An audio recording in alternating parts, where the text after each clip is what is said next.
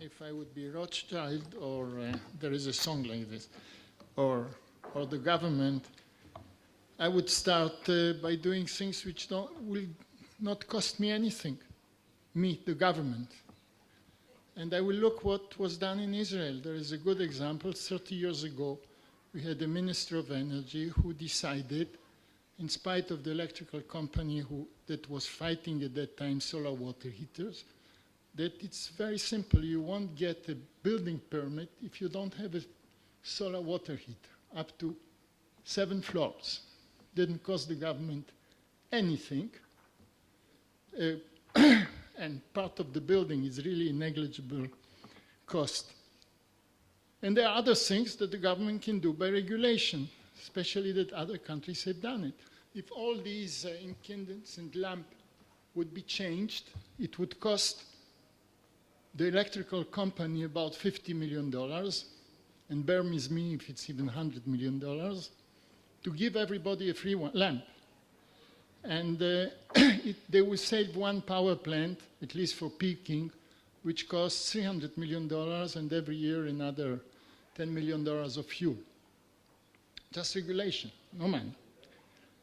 The second thing I would do is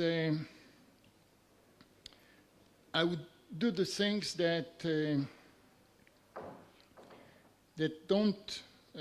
don't cost too much. I mean, this could be the lamps, for instance, or other things. But the real thing that the government has to do are another two things. One is to support the R&D at the universities long term, because a big breakthrough doesn't matter if it's fuel for cars or solar power. All this requires fundamental changes. We are not going to get drastic results by taking another engine from here, a gearbox from there, and make another wind generator which will be 5% more efficient or 10% cheaper. The big breakthrough, if they come, will come from R&D. So this brings, of course, education and support for the universities. The calculations were done. This is the best investment that the government can do. You can show what IRR, you can get an IRR of 100%, 200%. You just have to wait a little bit.